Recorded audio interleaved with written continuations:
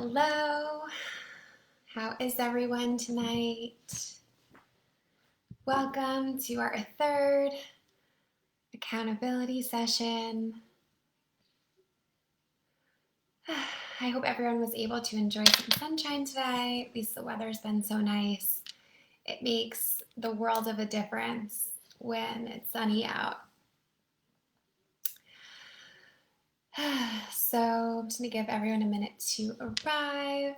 If anyone wants to share how their day was, how their intention is going,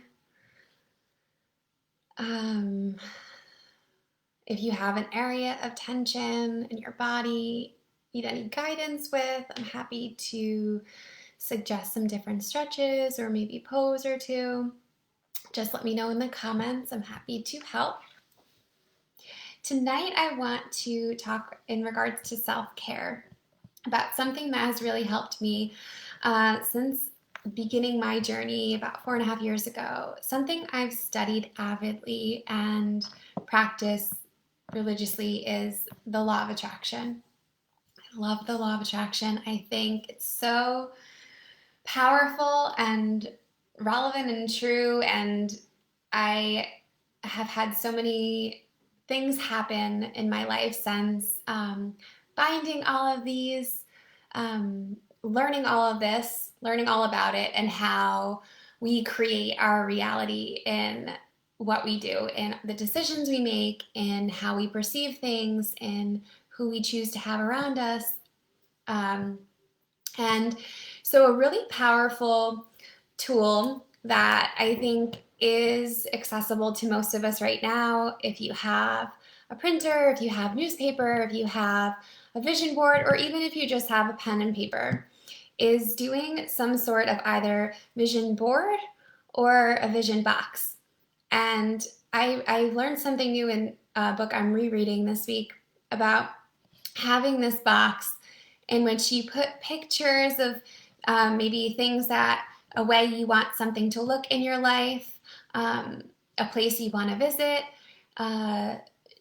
If you notice something, if you're going for a walk and you see an interaction that just warms you up and it's something that you hope to emulate and foster maybe with you and your partner or you and your kids, writing that moment down and putting it in the box or hanging it on the board.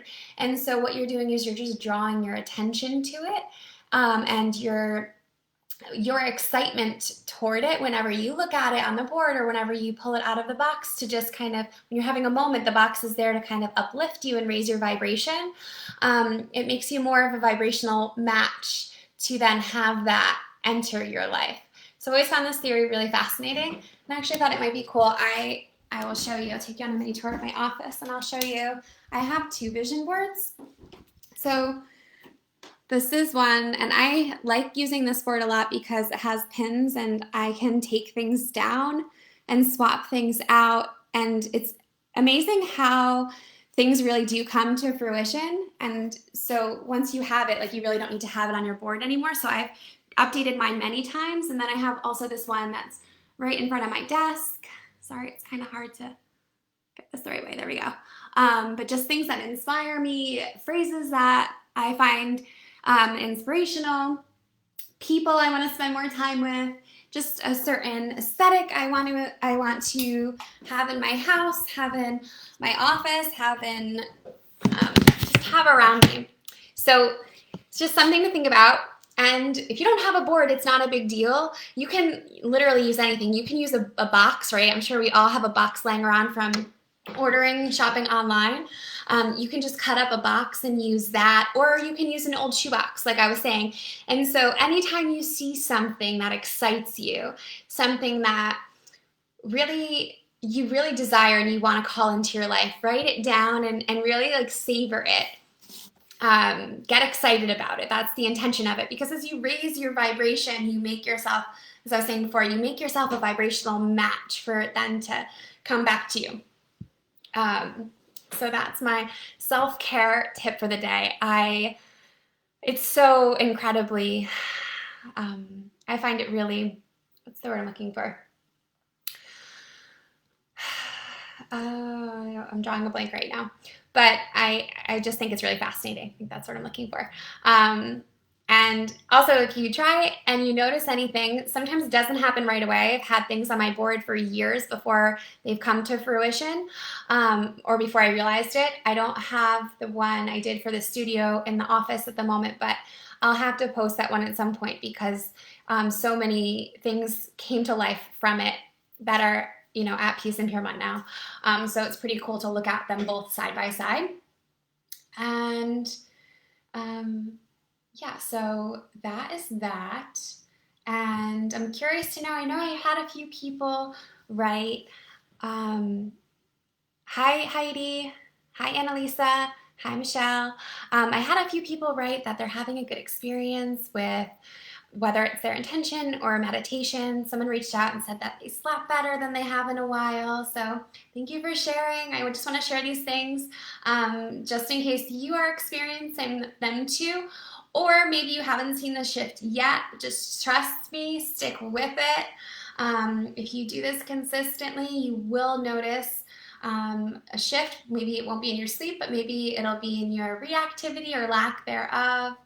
Someone sent me a picture today of the basket they put together for when they're homeschooling and working to uplift them. I know we spoke about that yesterday, having a little basket with essential oils and journal or lotion or things that just little tiny bits of self-care you can squeeze in here or there throughout the day that just make the world of a difference. And so with that being said, let's get ready to meditate. As we're setting up to meditate, if you have anything you want to share or talk about, like I said in the beginning of class, if you joined us a little bit later, if you have any area of tension, I'm happy to address that. Even if you are watching this at a later point in time, feel free to leave it in the comments, and then I can put together a few stretches for us tomorrow or whenever, based off of what everyone is going through. So I have my timer set for 5 minutes. Just a reminder, we meditate to give our brains a bath, to get rid of all the inevitable junk that winds up there, whether it's what we consume in the media or just from people around us or just picking up different people's energies. Just as a detox, helps us connect to our best self. And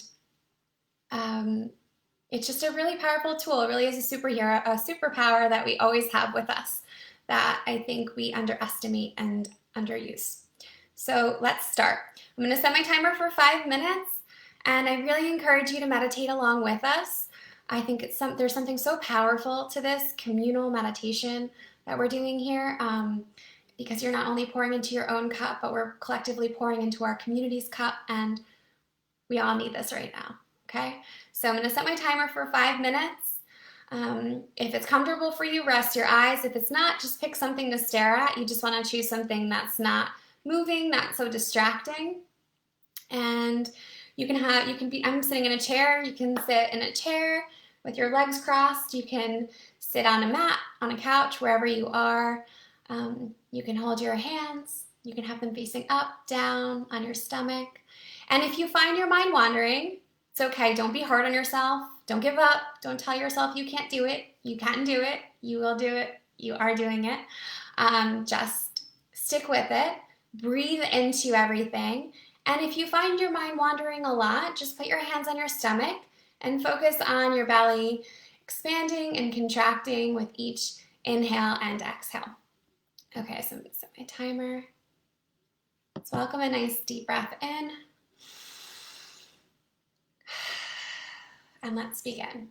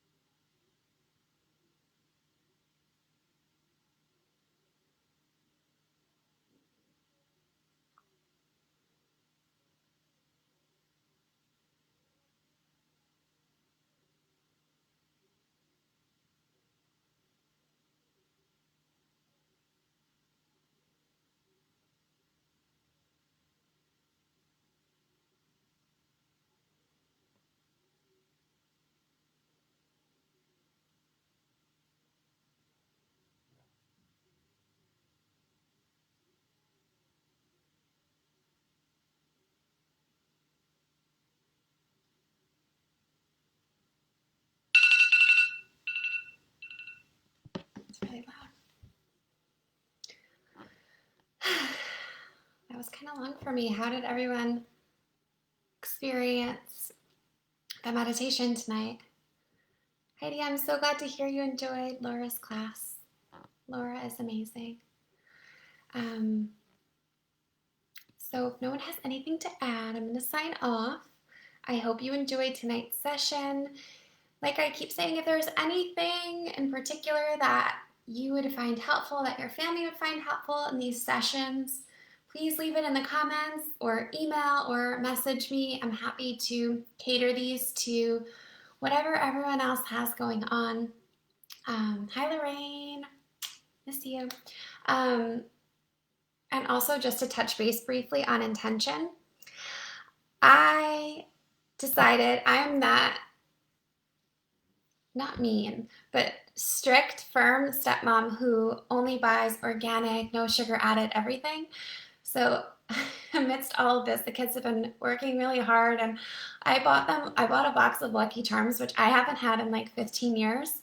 And in my desperation tonight to have something and I didn't have anything to make a smoothie, I decided it was a good idea before this session to like have a small bowl of Lucky Charms, which literally I haven't had since I was a teenager, and feeling a bit wired from that and not beating myself up over it, because it's my intention to cut back on sugar, and I have cut back on it. But I don't recommend a bowl of Lucky Charms before Facebook Live or meditation. But I'm curious to know how everyone else's intention is going. Let me know. Keep me posted. Hi, Rachel. Hope you all have a good night. Sleep well. See you tomorrow. Same time, same place.